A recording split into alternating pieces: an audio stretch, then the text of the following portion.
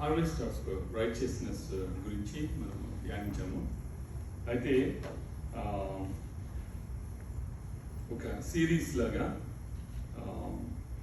Series 1 and series 2 most likely I'm going to finish this topic this Sunday.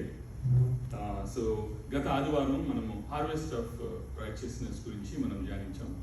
In continuation so we are going to meditate on that topic. Please turn your Bibles to James 3rd chapter, starting from verse 13 నుంచి నేను చదువుతున్నాను. ఒకసారి మీ యొక్క పరిశుద్ధ గ్రంథాలను తెరిచి మీరు చూడాలని చెప్పి నేను ప్రోగ్రామ్ చేస్తున్నాను. యాకోబు గ్రంథము 3వ అధ్యాయము మరి 13 నుంచి మీరు ఆ యొక్క పేజ్ తెరిచి మరి నేను వాక్యాన్ని ధ్యానిస్తున్నప్పుడు when I meditate on this word and then the topic and then share few thoughts, మీరు పరిశుద్ధ గ్రంథంలో నుంచి మీరు చూడాలని చెప్పి నేను మనం చేస్తున్నాను. సో ముందుగా నేను 13 నుంచి 18 వచనాలను చదివి అప్పుడు మనం ముందుకు వెళ్దాం. మీలో జ్ఞాన వివేకములు గలవాడెవడు? వాడు జ్ఞానముతో కూడిన సాత్వికము గలవాడే తన యోగ్య ప్రవర్తన వలన తన క్రియలను కనపరచవలను. అయితే మీ హృదయములలో సహింపనలవి కాని మత్సరమును వివాదమును ఉంచుకుని వారైతే అతిశయపడవద్దు. సత్యమునకు విరోధంగా అబద్ధమాడవద్దు. ఈ జ్ఞానము పైనుండి దిగి వచ్చినది కాక భూ సంబంధమైనది, ప్రకృతి సంబంధమైనది, దయ్యముల జ్ఞానం వంటిదేనే ఉన్నది. ఎలైనగా మత్సరమును వివాదమును ఎక్కడ ఉండునో అక్కడ అల్లరియు ప్రతి నీచ కార్యమును ఉండును. అయితే పైనుండి వచ్చు జ్ఞానము మొట్టమొదట పవిత్రమైనది, తరువాత సమాధానకరమైనది, మృదువైనది, సులభముగా లోబడినది, కనికరముతోనూ మంచి ఫలములతోనూ నిండుకున్నది, పక్షపాతమైనను వేషధారణైనను లేనిదినైనది. నీతి ఫలము సమాధానం చేయు వారికి సమాధానమందు విత్తబడును. So peacemakers who sow in peace reap a harvest of righteousness. నీతి ఫలము సమాధానం చేయు వారికి సమాధానమందు విత్తబడును. చిన్న మాట ప్రార్థన చేస్తున్నాను. పరలోకమున్న తండ్రి, పరమ తండ్రి, తండ్రి కుమార పరిశుద్ధాత్మ త్రియేక దేవ, నేను వాక్యము దేవ మీకు స్తోత్రం చెల్లిస్తున్నాను. ఆది యందు వాక్యం ఉండెను, వాక్యము దేవుని యొద్ద ఉండెను, వాక్యము దేవుడే ఉండెను. మరి ఒక సమయంలో ప్రభా మరి righteousness of harvest of righteousness గురించి కొన్ని మాటలు మరి పరిశుద్ధ గ్రంథంలో నుంచి ధ్యానించబోతుండగా నేను ప్రభాతాన్ని మా యొక్క హృదయ ధ్యానములు మరియు మాటలు మీకు అంగీకారంలో ఉండేలాగా సహాయం చేయమని, ఈ కొద్ది ప్రార్థన విజ్ఞాపం మీకు ఉపాసనకు చేర్చుకోమని మమ్మల్ని మిక్కిలిగా ప్రేమించిన క్రీస్తు పేరిట అతి మిక్కిలిగా మీ తోడుకుని ప్రార్థిస్తున్నాము ప్రభు తండ్రి. ఆమేన్. అయితే మరి ఒకసారి మనము 4వ వచనాన్ని 4వ అధ్యాయము 4వ వచనంలో మనం చూస్తే మరి మనం అనుకుంటాము నేను దేవునితో సహవాసంతో కలిగి ఉన్నాను, but at the same time లోకంతో పాటు కూడా స్నానం చేస్తే తప్పేంటి అని కానీ ఒకవేళ ప్రియ సహోదరుడా, ప్రియ సహోదరి నీవు అనుకుంటే వాక్యము నీతో నాతో ఏమని మాట్లాడుతుందంటే, do you not know that friendship with the world is hostility toward God? Right? Dear brothers and sisters, do you not know friendship with the world is hostility toward God? So ఇది ఇక్కడ ఉన్న వారితోనూ నాతోనూ and వర్చువల్గా watch చేస్తున్న అందరితో పరిశుద్ధ గ్రంథం వాక్యము దేవుడు మాట్లాడుతున్న మాట. Do you not know that friendship with the world is hostility toward God? So అందుకనే ఆ యొక్క మాట చెప్పే ముందు మరి యాకోబు జేమ్స్ ఏమంటున్నాడంటే, ఒకసారి మనము జాన్ ద బ్యాప్టిస్ట్ అన్న మాటలు మనం జ్ఞాపకం చేసుకుంటే ఆయన బాప్తిజం గురించి ఆయన మాట్లాడుతూ అక్కడ ఉన్న ఫారిసీస్కి అండ్ సాడ్యూసీస్ని ఏమని మాట్లాడాడంటే సర్ప సంతానమా అన్నాడు. సర్ప సంతానం అంటే బేసిక్గా పాము పిల్లలరా అని చెప్తున్నాడు. సో సర్ప సంతానం అంటే మోషే అంటే పరిశుద్ధ గ్రంథాన్ని పాత నిబంధన అంతా వాళ్ళు అవపోసిన బట్టి మరి నిష్ణాతులు అయిన వాళ్ళతో ఆయన అంటున్న మాట సర్ప సంతానము, you brood of wipers. So అని ఏ విధంగా అయితే సంబోధించాడో, సో యాకోబు గ్రంథంలో కూడా 4th verse యాక్చువల్గా స్టార్ట్ చేసేటప్పుడు ఆయన ఏమంటున్నాడంటే, you adulterous people, do you not know that friendship with the world is enmity with God? Therefore, whoever wishes to be a friend of the world makes himself an enemy of God. So అంటే ఇప్పుడు నేను దేవునితో సహవాసం కలిగి ఉన్నాను, but at the same time నేను లోకంతో కూడా స్నేహాన్ని కలిగి ఉన్నాను అని మనం అనుకుంటే, మనల్ని మనం సమర్థించుకుంటే, దేవునితో రిలేషన్షిప్ చెడిపోవడమే కాకుండా మనం ఆయనకి ఏమవుతామంట, శత్రువులు అవుతామంట. అంటే మనము దేవునికి మిత్రులుగా ఉండడమే కాకుండా మరి ఇప్పుడు ఒకటి అబ్రహాం విషయంలో ఆయన విశ్వాసులకి తండ్రి అయ్యాడు, అండ్ యోబు విషయంలో ఆయన స్నేహితుడైన దేవుడు ఆయన్ని సంబోధించాడు, నా స్నేహితుడైన యోబును చూసావా అన్నాడు. అట్లాగే మరి మోషే విషయంలో నా ఇల్లంతటిలో నమ్మకమైన వాడు అన్నారు. అండ్ అలాగే దావీదుని నా హృదయానుసారుడు అని చెప్పి సంబోధించారు. సో అట్లా మనము ఆయన స్నేహితులుగా ఉండాల్సిన వారి దగ్గర నుంచి యాక్చువల్గా దేవుడు మనకి ఎట్లాంటి స్థానం ఇచ్చాడంటే, we are the royal priesthood, right? మనము we are the royal priesthood. So మనము స్నేహితులు దగ్గర నుంచి యాక్చువల్గా ఇంకొక విషయాన్ని కూడా దేవుడు మనకి ఒక ప్రివిలేజ్ ఇచ్చాడు. ఏంటి అంటే, అబ్బా ఫాదర్ అని పిలవటానికి ఆయన మనల్ని అర్హులుగా చేశారు. దత్తపుత్రాత్మను మనకి దయచేసి అబ్బా ఫాదర్ అంటే ఇప్పుడు ఫర్ ఎగ్జాంపుల్ ఇప్పుడు నాకు ఎర్త్లీ ఫాదర్ లేరు, he went to be with the lord. So heavenly father is my father, but he is the father for everyone. So for example if I call God my father, but for Pratik he is not grandfather, right? He is father to Pratik too. So manamandramu ayana children, we are children of God. So garbhafalamu devudichi bahumanamu, and tarvata so we are the children, are the heritage of the Lord, right? So అంటే ఇప్పుడు మనల్ని ఆయన స్నేహితుడిగా సంబోధించడం అంటే సాక్షాత్తు దేవుడు. ఇప్పుడు even ఒకవేళ ఒక president of the United States he calls me Naresh is my best friend అంటే ఎంత గొప్ప కదా. వావ్, ఒక president of United States is calling Naresh is best friend, but he is still here, right? He is in the planet Earth. But imagine God who comes from heaven. So Father, the Son and the Holy Spirit, తండ్రి కుమార పరిశుద్ధాత్మ త్రియేక రూపంలో ఒక త్రిత్వంలో ఉన్న ఒక రూపమైన ఆయన పరలోక వైభవాన్ని వదిలి రిక్తుడిగా ఈ లోకానికి వచ్చి నిన్ను నన్ను ఆయన స్నేహితుడిగాను ఒక కుమారుడిగా కుమార్తెగా, రైట్? ఆయన మనల్ని అంటే అంత విశేషాధికారం ప్రివిలేజ్ ఆయన మనకి ఇస్తున్నప్పుడు మనము ఒకవేళ దేవునితో స్నేహం చేస్తూ లోకంతో స్నేహం చేస్తూ ఉంటే మామూలుగా మనం దేవునికి స్నేహితుడిగా ఉండకపోవటమే కాకుండా మనం దేవునికి ఏమవుతామని ఇప్పుడే అన్నాం. అంటే ఇప్పుడు చూడు, మనకి అది అవసరమా? ఇప్పుడు దేవునితో మిత్రత్వం లేకపోయినా ఏమో దేవుడు ఒకవేళ మనల్ని కరుణిస్తాడేమో. ఎందుకంటే ఆ యొక్క శిలువ మీద ఉన్న దొంగ అన్ని దొంగ పనులు చేసి వచ్చాడు. బట్ ఎప్పుడైతే ఆయన లోక రక్షకుడని గుర్తించాడో, మరి నన్ను నీ యొక్క రాజ్యంలో జ్ఞాపకం చేసుకోమన్నప్పుడు God did not look for the track record. Okay, నీ చిట్టా అంత నేను బయటకు తీస్తాను, అప్పుడు నీ సంగతి చూస్తాను అలా. అంటే ఒకవేళ మనము ఈవెన్ అట్లాంటి సమయంలో ఉన్న పాటున ఆయన దగ్గరికి వచ్చినా కూడా ఆయన ప్రయాసపడి భారం మోసుకుంటున్న సమస్త జనులారా ఆయన అడ్డుకరండి, నేను మీకు విశ్రాంతిని కలిగిస్తాను. అంటే ఇప్పుడు ఒకవేళ దేవుడు క్షమాపణ బుద్ధి కలవాడు, క్షమిస్తాడు, దయామయుడు, కరుణామయుడు అని మనం దాన్ని అడ్వాంటేజ్గా తీసుకుంటే మనం ఏమవుతాము? ఆయనతో ఉన్న రిలేషన్షిప్ని మనం పాడు చేసుకోవటమే కాకుండా మనం ఆయనకి శత్రువులుగా అయ్యే ఛాన్స్ కూడా ఉంది.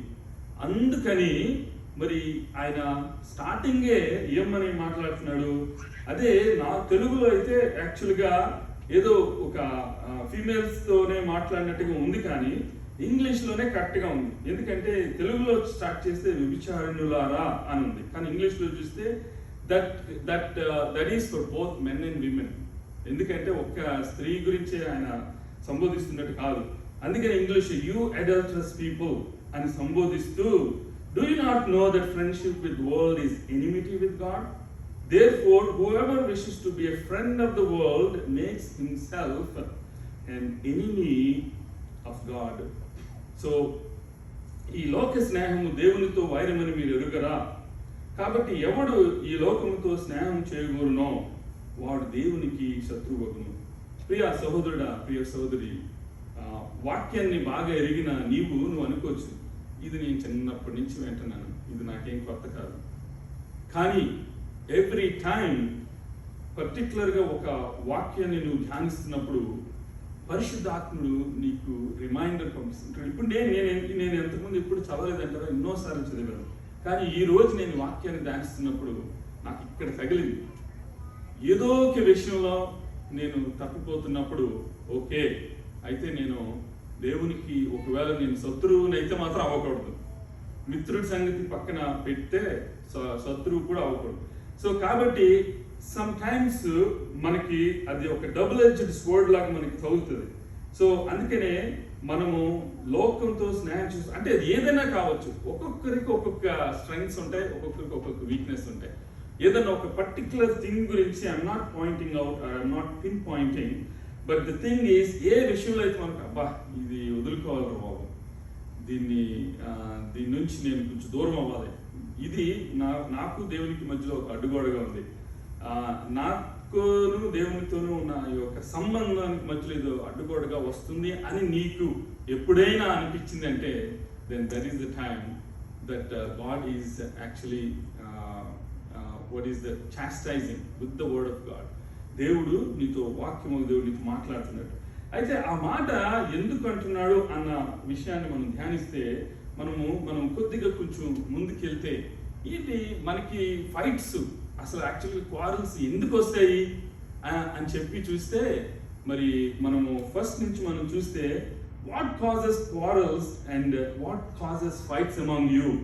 Is it not this that your passions are at war within you? అంటే ఇప్పుడు అపోస్తుడైన పౌలు దైవ దర్శనాన్ని పొందుకొని ఆయన మరి ఒక సువార్తని ప్రకటిస్తూ ఉన్న వ్యక్తిని కూడా సాతానుడు శోధిస్తూ ఉన్నాడు. అంటే నాకైతే వాక్యం పెద్ద తెలీదు కాబట్టి నాకు శోధనలు గీదనలు అలాంటివి నాకు ఐడియా లేదు అని అనుకోవటానికి మనం అట్లాగా కాకుండా, అంటే నామినల్ వాళ్ళకే కాకుండా దేవునిలో ఎదుగుతూ, వాక్యంలో ఎదుగుతూ ఇంకొకరికి వాక్యాన్ని బోధిస్తూ ఉన్న వాళ్ళని కూడా సైతానుడు వదిలిపెట్టాడు. సాతాను ప్రతి ఒక్కరిని ఆయన శోధిస్తానే ఉంటాడు ఏదో ఒక రకంగా, because he knows hour strengths and weaknesses. అబ్బా వీక్నెస్ మీద దెబ్బ కొట్టాడు అన్నట్టు. సో అట్లా మీలో యుద్ధములను పోరాటములను దేని నుండి కలుగుచున్నవి? మీ అవయములలో పోరాడు నీ భోగేచ్ఛల నుండియే కదా అని చెప్పి అక్కడ అంటున్నాడు. సో కొంతమంది మరి ఆ వైఫ్ అండ్ హస్బెండ్ అవ్వచ్చు, అండ్ బ్రదర్ అండ్ సిస్టర్ అవ్వచ్చు, ఒక ఫ్రెండ్ నుంచి ఇంకొక ఫ్రెండ్ అవ్వచ్చు. సమ్ టైమ్స్ ఆ ఆర్గ్యుమెంట్, హీటెడ్ ఆర్గ్యుమెంట్ ఎట్లా అయిపోద్దంటే ఆ కప్పు ఆ వేడికి లెగిసిపోద్దేమో అన్నంతగా, రైట్? మనకి బాయిల్డ్ ఎగ్ మనం ఆ నీళ్ళల్లో ఉన్నప్పుడు అది ఏమవుతుంది, ఆ వేడికి తట్టుకోలేక పెంకు పగిలిపోద్ది కదా. అట్లా సమ్ టైమ్స్ ఆ హీటెడ్ ఆర్గ్యుమెంట్ ఎట్లా వెళ్ళిపోతాయంటే అన్నెసెసరీ అన్నమాట. అది ఏదైనా కావచ్చు. అట్లాంటి ఆర్గ్యుమెంట్స్ బేసిక్గా ఎందుకు వస్తాయి అని అంటే యాకోబు మనకి జేమ్స్ జ్ఞాపకం చేస్తాడు. What causes quarrels and what causes fights among you? Is it not this that your passions are at war within you? So అక్కడ మనము ఒక్కొక్కసారి మనకందరికీ తెలిసిన వాక్యం ఏంటంటే, అడుగుడి మీకు ఇవ్వను, తట్టుడి మీకు తీయబడును, వెతుకుడి మీకు దొరుకును. అయితే మనము ఈ యాకోబు గ్రంథంలో ఒక మాట ఉంటుంది ఏంటంటే, మీరు పొందుకోలేదు అంటే మీరు అడగట్లేదు అని ఉంది. అంటే అడుగుటి మీకు ఇవ్వబడును, మీరు అడగట్లేదు కాబట్టి మీకు లేదు. ఇంకా కొంచెం నెక్స్ట్ లెవెల్కి వెళ్తే మీరు అడుగుతున్నారు కానీ మీ సెల్ఫిష్ అంబిషన్స్తో మీరు అడుగుతున్నారు. అంటే ఇప్పుడు మేము సెయింట్ లూషియాలో ఉన్నాం 3 years. మాకు అప్పుడు కార్ లేదు. మాకు అట్లీస్ట్ మినిమం ఒక 2 kilometers నడవాలి గ్రోసరీ స్టోర్కి వెళ్ళాలంటే. 2 చేతుల్లో ఫుల్ బ్యాగ్స్ ఉండేవి. అండ్ దెన్ ఒక పక్క మళ్ళీ భుజం మీద పింకీని ఎత్తుకునేవాళ్ళవి. ఎందుకంటే పింకీ ఇండియాలో పుట్టిన ఇక్కడికి వచ్చే టైంకి 5.5 months సెయింట్ లూషియా. సో ఒక పక్కన భుజం మీద ఎత్తుకుంటూ పక్కన వాళ్ళ బ్యాగ్స్ క్యారీ చేస్తాను. అంటే నేను ఎందుకు చెప్తున్నానంటే అలాంటి టైంలో మనకి అక్కడ మామూలు ఇండియాలో లాగా హీరో హోండాలు, యమహాలు, బైక్స్ ఉండవు. అక్కడ కారే మినిమం ట్రాన్స్పోర్టేషన్ కార్ అన్నప్పుడు దేవా మాకు కారు ఇవ్వు అని అంటే అందులో తప్పు లేదు కదా, మన అవసరం, that's a need. So we all need to remember 2 things. మనము గ్రోసరీకి ఒక మిల్క్ గ్యాలన్ కోసం వెళ్తాం కానీ మొత్తం ట్రాలీ అంతా నిండిపోతూ ఉంటుంది ఒక్కొక్కసారి. అంటే ఏంటి మన వాంట్ ఏంటి, నీడ్ ఏంటి. ఆ రోజుకి ఓకే పిల్లల కోసం ఆ కాఫీ కోసం మిల్క్ మాత్రమే కావాలని వెళ్ళి మిల్క్ తెచ్చుకుంటే దట్స్ ఎ నీడ్. ఇది పడి ఉంటుందిలే, తర్వాత మళ్ళీ ఎవడొస్తుందిలే, అది కావాలేమో ఇది కావాలేమో, మొత్తం కార్ట్ అంతా నిండిపోయింది అనుకో, that's not need, that's want. So మనం అట్లాగే నాకు కారు కావాలని దేవుని ప్రార్థించే టైంలోనే దేవదేవ నువ్వు నాకు కొంచెం ఏదో ఒక రోల్స్ రాయ్స్ లేకపోతే బెంట్లీయో ఫెరారియో అలాంటి కార్లు ఏదైనా నువ్వు నాకు దయచేస్తే బాగుంటుందని ప్రార్థిస్తే అది నీడా వాంటా? నీడ్ కాదు. అది నీకు కారు కావాలి కానీ లగ్జూరియస్ కారు కావాలని అవసరం కాదు కదా. అట్లాగా సమ్ టైమ్స్ మనము ఫస్ట్ థింగ్ మనం అడగట్లేదు కాబట్టి మనకి లేదని ఒకటి, తర్వాత మనం అడిగినా కూడా మన సెల్ఫిష్ అంబిషన్స్తో అడుగుతాం కాబట్టి మీరు పొందుకోవట్లేదు అని చెప్పి యాకోబు మనకు జ్ఞాపకం చేస్తున్నారు. సో 2వ వచనాన్ని మీరు చూస్తే, you desire and do not have, so you murder, you covet and cannot obtain, so you fight and quarrel, you do not have because you do not ask అని చెప్పి మరి 2వ వచనంలో చెప్తున్నాడు. ఏంటంటే మనం ఆశిస్తాం కానీ అది పొందుకోవట్లేదు, మనకి దొరకట్లేదు. అంటే ఇప్పుడు మనం అంతవరకు వెళ్ళమనుకో, బట్ కొంతమంది ఏదైతే వాడికి లేదో ఇంకొకరిని మర్డర్ చేయాల్సిన అవసరం ఏంది, వాడికి ఏదో కావాలి, వాడికి పొందుకోవడానికి వేరే విధంగా మార్గం లేదు. ఇంకంతే సింపుల్ థింగ్స్. ఇప్పుడు నేను ట్రామా అండ్ ఎమర్జెన్సీ సర్జరీలో వర్క్ చేస్తాను కాబట్టి ఆ వచ్చే గన్ షాట్ వూండ్స్ ఎట్లా ఉంటాయంటే సింపుల్ రీజన్స్. గన్ షాట్ వూండ్తో వచ్చిన పోలీస్ ఎస్కార్ట్తో వచ్చి ఏంటి what is the reason for this injury అని అంటే వాడు రీసెంట్గా చెప్పిన ఎక్స్ప్లెనేషన్ ఏంటి అంటే, ఒక ఆయన రైడ్ అడిగాడంట, రైడ్ ఇవ్వనన్నాడంట, ఇవ్వనని గన్ తీసి షూట్ చేశాడు. అంటే రైడ్ ఇవ్వకపోతే చంపేస్తావా, ప్రాణం లేపేస్తావా నువ్వు? అంటే అంత ఈజీయా మనిషి ప్రాణం అంటే? బట్ సమ్ టైమ్స్ దొంగతనాలు ఎన్ని రాబరీలు ఎందుకు జరుగుతున్నాయి? బేసిక్గా వాళ్ళు ఇప్పుడు ఈవెన్ మనకి సామెతల గ్రంథంలో కూడా ఒక మాట ఉంటుంది. ఏంటి అంటే, దేవా నాకు మితంగానే ఇవ్వు, ఒకవేళ నువ్వు నాకు ఎక్కువ ఇచ్చావనుకో యెహోవా ఎవడని నేను అందునేమో, నువ్వు నాకు తక్కువ ఇవ్వకు, నువ్వు నాకు తక్కువ ఇచ్చావనుకో నేను దొంగతనం చేస్తానేమో. సో ఇప్పుడు అట్లాగే మనము యాక్చువల్గా ఇక్కడ ఏమని రాసిందంటే, మీరు ఆశించుచున్నారు కానీ మీకు దొరకట్లా, నరహత్య చేదురు, మత్సరపడుదురు కానీ సంపాదించుకొనలేరు, పోట్లాడుదురు, యుద్ధం చేదురు కానీ దేవుని అడగనందున మీకేమీ దొరకదు. So that is the basic point. మనము అడగట్లేదు కాబట్టి మనము పొందుకోవట్లేదు అన్న విషయాన్ని దేవుడు మనకి పరిశుద్ధ వాక్యము గ్రంథము మనకి జ్ఞాపకం చేస్తుంది. ఒకవేళ నెక్స్ట్ స్టెప్కి మనం వెళ్ళామనుకో, 3rd verse మీరు ఒకసారి గమనించండి. 3rd verse చూస్తే, you ask and do not receive because you are ask wrongly to spend it on your passions. So ఇప్పుడు మీ తర్వాత మరి మీరు అడిగినను మీ భోగముల నిమిత్తము వినియోగించుటకై దురుద్దేశముతో అడుగుదురు గనుక మీకేమీ దొరుకుటలేదు. సో ప్రియ సహోదరుడు, ప్రియ సహోదరి, అందరూ అలా ఉండకపోవచ్చు కానీ కొంతమంది అయినా అట్లా ఉంటారు. వాళ్ళకి వాళ్ళ నీడ్ కంటే వాంట్ని బట్టి, వాళ్ళ ఇప్పుడు అవసరతను బట్టి కంటే లగ్జరీ కావాలి, దానికోసము అట్లా అడుగుతూ కొంతమంది మరి దేవుని భయం లేనప్పుడు మరి ఇట్లాంటి దొంగతనాలకి మరి అండ్ నరహత్యలు చేయటానికి సో అంటే ఇప్పుడు నీ నీ రాతి గుండెని తీసి మాంసపు గుండెని దయచేస్తానంటే ఒక మనిషి మనం ఒక వ్యక్తిని చంప దెబ్బ కొట్టడానికే మనం ఆలోచిస్తాం చేసుకోవడం ఏంటని. కానీ ఒక చంప దెబ్బ కొట్టడమే ఆలోచించే ఒక మనిషి ఒకలాగుంటే ఇంకొక మనిషి ఎదుటోడు ప్రాణం ఎలా తీసేస్తున్నాడు అంటే వాడికి ఏం కొంచెం కూడా కన్సర్న్ ఉండదా, నాలాంటి ప్రాణమే వాడికి కూడా ప్రాణం. అది ఒక్క ఓవర్ నైట్ జరగదు. ఆ యొక్క మాంసపు గుండె పాషాణం లాగా అయిపోయిందంటే ఆల్ ద థింగ్స్ బిల్డప్, అట్లాగా బిల్డప్ అయిపోయి వాల్కెన్ కూడా ఒకేసారి ఎరప్ట్ అవ్వదు కదా, లోపల ప్రెషర్ బిల్డప్ అయ్యి ఎట్లా ఎరప్ట్ అవుతుందో వాళ్ళకి some bad experiences or whatever the things they are going through. So అట్లాంటి మాంసపు గుండె రాతి గుండెగా మారిపోయినప్పుడే ఎదుటోటి ప్రాణం నువ్వు లెక్క చేయవు అంతే. లేకపోతే అన్యం పుణ్యం ఎరగకుండా ఉద్యోగం కోసం వెళ్ళిన వాళ్ళు చనిపోయారు కదా 9/11 రోజున, రైట్, చిన్న పిల్లల దగ్గర నుంచి వృద్ధుల వరకు. సో అట్లాగా సో ఈ యొక్క 4th వర్డ్స్ గురించి మనం మాట్లాడే ముందు ఇవన్నీ చెప్పిన తర్వాత అప్పుడు అంటున్నాడు, you adulterous people, do you not know the friendship with the world is enmity with God? Therefore whoever wishes to be a friend of the world makes himself an enemy of God. So ఈ లోక స్నేహము దేవునితో వైరమని మీరు ఎరుగరా, కాబట్టి ఎవడు ఈ లోకముతో స్నేహం చేయగూరునో వాడు దేవునికి శత్రువు అగును అని చెప్పి వాక్యం మనకి జ్ఞాపకం చేస్తుంది. అయితే మరి ఈ యొక్క సమయంలో మనము సో ఈ యొక్క 6th వర్స్ని మనం గమనిస్తే, God opposes the proud but gives grace to the humble. So అంటే దేవుడు అహంకారులను ఎదిరించి దీనులకు కృప అనుగ్రహించును అని ఇక్కడ లేఖనంలో ఉంది.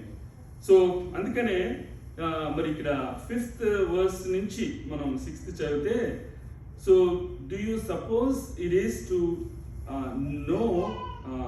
know purpose that the scripture says he yearns jealously over the spirit that he has made to dwell in us. Sometimes మరి 3 విషయాల్లో మనం తప్పుతుంటాం కదా, నేత్రాస, శరీరాస, జీవకుటుంబం. సో ఆ నేత్రాస, శరీరాస నుంచి సమ్టైమ్స్ అంటే పరిశుద్ధాత్మను మనము దుఃఖపరిచే విధంగా కూడా సమ్టైమ్స్ మనలో ఉండే పరిశుద్ధాత్మ యాక్చువల్గా సమ్టైమ్స్ మనం ఏ విధంగా ప్రార్థించాలో తెలియనప్పుడు మన బదులు పరిశుద్ధాత్ముడు ఎట్లా ప్రార్థిస్తాడో అట్లాగే మనం చేయకూడని తప్పులు నేత్రాస, శరీరాస ద్వారా మనం చేస్తున్నప్పుడు మనలో ఉన్న పరిశుద్ధాత్మని మనం అట్లా దుఃఖపరుస్తుంటాం. సో అందుకనే ఇక్కడ 5th వర్స్ ఏముందంటే, ఆయన మన యందు నివసింపజేసిన ఆత్మ మత్సరపడినంతగా అపేక్షించిన అను లేఖనము చెప్పున్నది వ్యర్థం అనుకుంటున్నారా?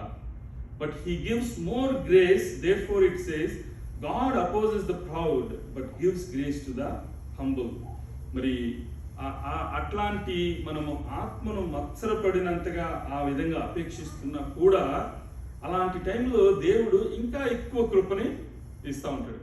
సో మనం అంటే పాపము పరిపక్వము అయిపోయిన తర్వాత మరి ఇలా ఈ లోకంలోకి మరణం వచ్చింది అంటే ఆజ్ఞాతిక్రమే పాపం వచ్చి జీతం మరణం. సో తర్వాత మరి ఆ పాపం పరిపక్వం అయిపోయినప్పుడు కదా దేవుడు ఈ లోకానికి రావాల్సి వచ్చింది. ఓకే, ఇంక నేను లాభం లేదు, నేను వెళ్ళకపోతే అంటే ప్రవక్తలు ఎవరైనా సరే వాళ్ళ రక్తాన్ని చిందించినా కూడా they have that inherited sin from Adam. So కాబట్టి వాళ్ళ ద్వారా మనకి రిడెంప్షన్ రాదు కాబట్టి సాక్షాత్తు దేవుడే దిగి రావాల్సి వచ్చింది. సో మామూలుగా ఏదైనా ఒక ఉద్యానానికి వెళ్ళేటప్పుడు రాజు డైరెక్ట్గా వెళ్ళిపోడు కదా, ముందు సైనికులు, దాని తర్వాత సైన్యాధిపతులు, అట్లాగా ఆర్మీ అంతా గాడ్ని ప్రొటెక్ట్ చేస్తూ ఇంకా ఎప్పుడైతే ఇంకా అది విఫలం అయిపోతున్నారో అన్నప్పుడు ఇంకా రాజు అప్పుడు దిగుతాడు యూజువల్గా. సో ఇప్పుడు అట్లాగే అన్ని రకాలుగా ఏ విధంగా ప్రయత్నించినా కూడా మనకి ఒకప్పుడు మరి పాత నిబంధనలో ఏముంది, ఏటేటా బలుల్ని అర్పించినా కూడా ఏముంది, ఇప్పటికీ కూడా జీసస్ క్రైస్ట్ ఈ లోకానికి రాకపోతే that will be continuing same. Okay, 2021లో ఓకే మనం రిడెంప్షన్ అటోన్మెంట్ చేసామా, ఓకే నెక్స్ట్ మళ్ళా 2022లో it will go on, but దానికి there will be no redemption. So అందుకనే ఇక్కడ సో ఎప్పుడైతే మరి అవసరం ఉందో అక్కడ దేవుడు ఎక్కువ కృపని ఇస్తున్నట్టుగా మనం చూస్తున్నాం. సో కాదు కానీ ఆయన ఎక్కువ కృపనిచ్చును, అందుచేత దేవుడు అహంకారులను ఎదిరించి దీనులకు కృప అనుగ్రహించును అని లేఖనము చెప్తుంది. సో మనకి మన దగ్గర నుంచి సాతానుని మనము పారిపోయేలాగా చేయాలి అంటే మరి ఇక్కడ ఏముంది అంటే మనం రెసిస్ట్ ద డెవిల్ అని చెప్పి ఇక్కడ ఉంది. మనము డెవిల్ని రెసిస్ట్ చేస్తే మన దగ్గర నుంచి ఆయన పారిపోతాడు అని. కానీ దానికంటే ముందు ఒక మాట ఉంది, అక్కడ ఒక క్లాజ్ ఉంది. సో అంటే మన దగ్గర నుంచి మనం డెవిల్ని రెసిస్ట్ చేస్తే వాడు వెళ్ళిపోవటానికి మనం ఏం చేయాలి? దానికి ముందు అసలు మన దగ్గర నుంచి సాతానుడు పారిపోయి వెళ్ళిపోవాలంటే దానికి ముందుగా మనం ఏం చేయాలి? విశ్వాసమైన మనము ఏం చేయాలి? ఏం చేస్తే మనం డెవిల్ని రెసిస్ట్ చేయగలం? ఏం చేస్తే వాడు మన నుంచి పారిపోగలడు?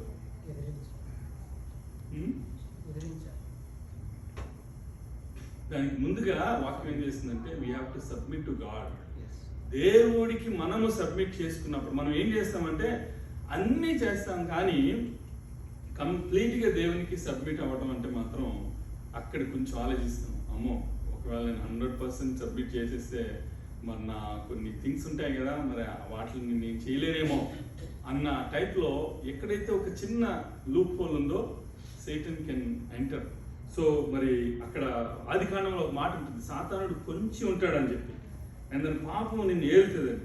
సో కాబట్టి మనము యాక్చువల్గా థింగ్ ఏంటి అంటే ఈ యొక్క మాట మనం ఇందాక చదువుకున్న 4th chapter 6th verse లో, but he gives more grace, therefore it says God opposes the proud but gives grace to the humble అని చెప్పి అన్న మాట మనం యాక్చువల్గా వేరే చోట కూడా మనం చూస్తాం. 1 Peter 5:5 లో కూడా ఉంటుంది సేమ్ మాట. ఏంటంటే God opposes the proud but gives grace to the humble. So 1 Peter 5th chapter 5th verse లో కూడా మనము చూస్తాం.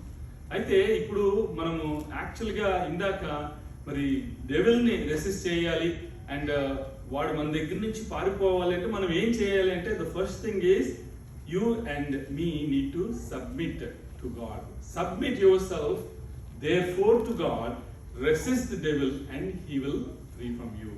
సో కాబట్టి మనము మరి ఆ డెవిల్ని రెసిస్ట్ చేయాలన్నా, డెవిల్ మన దగ్గర నుంచి పారిపోవాలన్నా మనం మొదటిగా చేయాల్సింది మనల్ని మనము సబ్మిట్ చేసుకోవాలని చెప్పి ఇక్కడ వాక్యం మనకి జ్ఞాపకం చేస్తుంది. So submit your self therefore to God, resist the devil and he will free from you. దేవునికి మనం మిగతా పనికిమాల వాళ్ళందరికీ లోబడటం అవసరం లేకపోయినా మనం దేవునికి మాత్రం లోబడకపోతే మనం అపవాదిని ఎదిరించలేము. మరి సమ్ టైమ్స్ కొంతమంది అనవసరమైన వాళ్ళకి అందరికీ చాలా అతి వినయం చూపిస్తారు కదా, అతి వినయం దూత లక్షణం. ఓకే సార్, ఓకే సార్, తప్పకుండా సార్, అలాగే సార్ అంటే ఈ మరి అట్లాగా ఆయన మామూలు వ్యక్తికి నువ్వు అంత అతి వినయం చూపించకపోయినా మనము దేవునికి కానీ లోబడకపోతే మనం సాతాన్ని మనం ఎదిరించలేము. సో అందుకనే ఇక్కడ వాక్యం మనకి ఏమని జ్ఞాపకం చేస్తుంది అంటే దేవునికి లోబడి ఉండి అపవాదిని ఎదిరించుడి, అప్పుడు వాడు మీ వద్ద నుండి పారిపోవును అని. మరి చివరిగా నేను కొన్ని మాటలతో నేను ముగించాలని చెప్పి ఆశపడుతున్నాను. సో ఎందుకంటే మన దగ్గరికి దేవుడు రావాలి అంటే మనం ఏం చేయాలి? ఆయన మన దగ్గరికి రాకముందే ముందు ఆయన దగ్గరికి మనం వెళ్ళాలి, రైట్? సో ఏంటంటే if you draw near to God then మీరు దేవుని దగ్గరికి మీరు ఎప్పుడైతే దేవుని యొద్దకు రండి అప్పుడు ఆయన మీ యొద్దకు వచ్చును.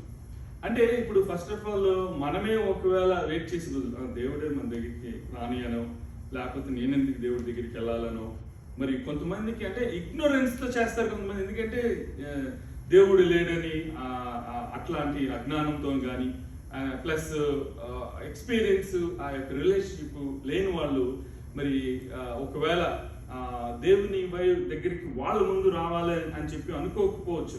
కానీ ఫస్ట్ థింగ్ మరి మన దగ్గరికి దేవుడు రావాలంటే మనం చేయాల్సిన పని అంటే మనం draw near to God and he will draw near to you. So cleanse your hands you sinners and purify your hearts you double minded అని చెప్పి అక్కడ రాసింది. సో ఏంటంటే మనం ఇందాక మాట్లాడుతుంది మరి మనము ఫస్ట్ థింగ్ మనం చేయాల్సింది we need to submit ourselves to God, right? Then only we can resist the devil, and then he will flee from you.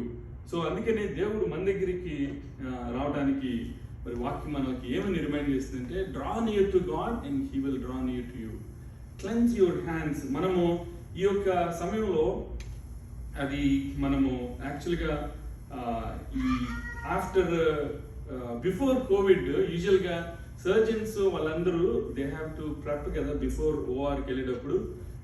అంత మామూలుగా హ్యాండ్స్ క్లీన్ చేయడం ఆల్మోస్ట్ మోచేయి వరకు ఎల్బో వరకు అంతా క్లీన్ చేసుకొని, అండ్ దెన్ వాళ్ళందరూ ఓఆర్కి వెళ్ళే ముందు దే ప్రెప్పింగ్ అవుతూ ఉంటారు. అండ్ దెన్ ఈ సర్జికల్ మాస్క్స్ అన్ని అక్కడ రాసి ఉంటుంది ఏమనేది, బిఫోర్ కోవిడ్ అయితే before you pass through the double doors leave your PPE there అని ఉంటుంది, పర్సనల్ ప్రొటెక్టివ్ ఎక్విప్మెంట్. కానీ ఇప్పుడు ఈ కోవిడ్ వలన ప్రతి వాళ్ళు బయట మనం సర్జికల్ మాస్క్ తీసుకుని బయట తిరుగుతున్నాం కదా, ఎందుకంటే దాని నుంచి ప్రొటెక్షన్ కోసం. సో ఈ హ్యాండ్స్ వాషింగ్ మనం చేసుకోగలం, చేతుల్ని శుభ్రపరచుకోవడం మనం చేయగలం. కానీ మనం చేయలేనిది ఏంటి అంటే మన హృదయాన్ని మనం పరిశుద్ధపరచుకోలేదు. మరి హృదయాన్ని పరిశోధించగల దేవుడే ఆ హృదయాన్ని పరిశుద్ధపరచగలరు. పరిశోధించడం అంటే నా మోటివ్స్ మీకు తెలియదు, but God can know my motives. So అట్లాగే మన హృదయాన్ని పరిశోధించే దేవుడే మన యొక్క హృదయాన్ని పరిశుభ్రపరచగలడు, పరిశుద్ధత కలగజేయగలరు. సో అందుకనే ఇక్కడ draw near to God and he will draw near to you. Cleanse your hands you sinners and purify your hearts you double minded అని చెప్పి ఇక్కడ రాసింది. అంటే దేవుని యొద్దకు రండి, అప్పుడు ఆయన మీ యొద్దకు వచ్చును. పాపులారా మీ చేతులను శుభ్రం చేసుకునడి, ద్విమనస్కులారా. అంటే మనము ఎప్పుడు రెండు పడవల మీద కాలేస్తూ ఉంటాం ఒక్కొక్కసారి. ఇప్పుడు మనము సడన్ గా ఒక బీచ్ లో నడుస్తూ వెళ్తున్నాం, నీళ్లు డెప్త్ పెరుగుతున్న కొలది గ్రౌండ్ నీకు టచ్ అవ్వకపోతే నువ్వేం చేయాలి? నీకు స్విమ్మింగ్ వస్తేనే నువ్వు ఫ్లోట్ అవ్వగలవు, లేకపోతే ఏమవుతావు? నువ్వు డ్రౌన్ అయిపోతావు. కానీ అదే ఒక పడవ ఏదైనా ఉందనుకో, పడవ మీద నుంచి నువ్వు ముందుకి వెళ్ళగలవు. కానీ పడవ ఉంది కదా అని ఇప్పుడు నువ్వు రెండు పడవలు తీసుకొచ్చి ఒక పడవ మీద ఒక కాలు ఇంకో పడవ మీద కాలేసావు అనుకో, నువ్వు డెస్టినేషన్కి వెళ్ళగలవా? రెండు పడవల మీద కాలేసినప్పుడు నీ డెస్టినేషన్ నువ్వు రీచ్ అవ్వలేవు. సో అంటే ఇప్పుడు రెంటికి చెడ్డ రావడం అంటారు. అట్లాగే మనము బోత్ లోకంతో సహాయం చేస్తూ దేవునితో సహవాసం కలిగి ఉండటం అనేది అది ఇంపాసిబుల్. ఇప్పుడు మనకి కత్తి పెట్టుకోవడానికి వర ఉంటుంది. మనకి కామన్గా పెద్దవాళ్ళు చెప్పేది ఏమంటారు, రెండు కత్తులు ఒక వరలో ఇమ్మడవు అంటారు. నువ్వు ఇంకొక కత్తి తీసి ఇంకో కత్తి పెట్టాలంటే అది తీసేయాలి కదా ఫస్ట్. అది తీసేస్తే అప్పుడు ఇంకో కత్తి పెడతావు. అంటే రెండు కత్తులు ఒక వరలో ఇమ్మడవు. సో అందుకనే నువ్వు nobody can serve two masters అని ఉంటుంది, right? So we cannot serve God and at the same time.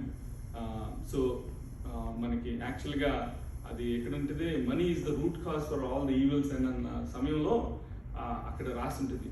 నువ్వు అంటే బోత్ దేవుణ్ణి అండ్ దెన్ ఆల్సో మ్యామన్ నీ కూడా నువ్వు వర్షిప్ చేయలేవు. You cannot serve both two masters అని. సో అట్లా ఇక్కడ బేసిక్గా మన యొక్క హృదయాల్ని ఆయన పరిశుద్ధపరచగల సముద్రుడు. ఎవరైతే మన హృదయాన్ని పరిశోధించగలడో ఆయనే మన యొక్క హృదయాన్ని పరిశుద్ధత కలిగించగలరు. అంటే హృదయ శుద్ధి గల ధన్యులు వారు దేవుని చూచెదరు అని చెప్పి ఇక్కడ వాక్యంలో ఉంది. అండ్ చివరిగా అండ్ దెన్ సో ఇప్పుడు మనము యాక్చువల్గా 10th వర్స్లో మనం చూస్తే ఏముందంటే, humble yourselves in the sight of the Lord and he shall lift you up. So humble yourself before the Lord and he will exalt you. ప్రభువు దృష్టికి మిమ్మల్ని మీరు తగ్గించుకుని అప్పుడు ఆయన మిమ్మల్ని హెచ్చించును. తనను తాను తగ్గించుకున్నవాడు హెచ్చింపబడును అని చెప్పి మనకి వాక్యంలో ఉంది. సో కాబట్టి మీ యొక్క సమయంలో మరి మనము ఆ యొక్క హార్వెస్ట్ ఆఫ్ రైచియస్నెస్, నీతి ఫలాన్ని మనం కలిగి ఉండాలంటే, అట్లాగే దేవుని ఒక వాక్యంలో ఎదుగుతూ పరిశుద్ధతలో. సో మన యాక్చువల్గా దేవుని చేత ఆకర్షింపబడాలంటే first thing is holiness.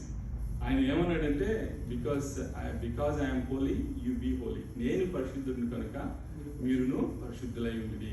So పరిశుద్ధతను కాపాడుకున్నప్పుడు మొట్టమొదటిగా మనం పవిత్రత నుంచి పరిశుద్ధతను మనం కాపాడుకున్నప్పుడు దేవుని చేత మనం ఆకర్షింపబడతాం. సో అక్కడ ఆయన he is the creator of heavens and earth. అంత బిజీ గాడు ఈ లోకంలో మరి నిన్ను నన్ను ఆయన దృష్టించాలంటే, అంటే ఇప్పుడు దేవుడు మనల్ని దృష్టించడానికి నరుడు ఏ పాటి వాడని ఉంది కదా, రైట్? మరి ఆయన దృష్టి నీ మీద ఉండాలి అని అంటే మనం దేవుని చేత ఆకర్షింపబడగలమంటే పరిశుద్ధతను మనం కాపాడుకున్నప్పుడు. ఎప్పుడైతే మనం పరిశుద్ధతను కాపాడుకుంటామో అప్పుడు దేవుని చేత మనము ఆకర్షింపబడతాం. తల వంచి కళ్ళు మూసుకున్నట్లయితే చిన్న ప్రార్థన చేసుకుందాం. హలో మా తండ్రి, మా పరమ తండ్రి, మా తండ్రి, ఇదిగోనైనా మీ యొక్క సాయంకాల సమయంలో హార్వెస్ట్ ఆఫ్ రైచియస్నెస్ గురించి ఈ యొక్క 2 Sundays వాక్యాన్ని ధ్యానించడానికి మీరు ఇచ్చిన కృపను బట్టి మీకు స్తోత్రాలు. నాయన ప్రభా తండ్రి, మేము వినువారు మాత్రమే కాకుండా మాట్లాడు మాత్రమే వారమే కాకుండా మేము ప్రభా తండ్రి మరి విన్న వాక్యాన్ని అది నీరు కట్టి ఫలింపజేసేలాగిన 30 దంతులు 60 దంతులు 100 దంతులుగా ఫలించేలాగిన మేము ప్రభా తండ్రి మరి మా యొక్క విశ్వాసము మరి మృతమైనది కాకుండా, ప్రభా వ్యర్థమైనది కాకుండా, అట్లాగే క్రియలు లేని విశ్వాసంగా ఉండకుండా మా యొక్క విశ్వాసం క్రియారూపం దాల్చేలాగిన మేము ప్రభా తండ్రి నేర్చుకున్న విషయాల్ని మా యొక్క నిజ జీవితంలో మేము అవలంబించి కృపను దయచేయమని ఈ కొద్ది ప్రార్థన విజ్ఞాపనం మీ యొక్క భాషను చేర్చుకుని వాటి జవాబు దయచేయగలరని మమ్మల్ని మిక్కిలిగా ప్రేమించిన క్రీస్తు పేరిట అతి మిక్కిలిగా తోడుకుని ప్రార్థిస్తున్నాం మా పరమ తండ్రి. ఆమేన్.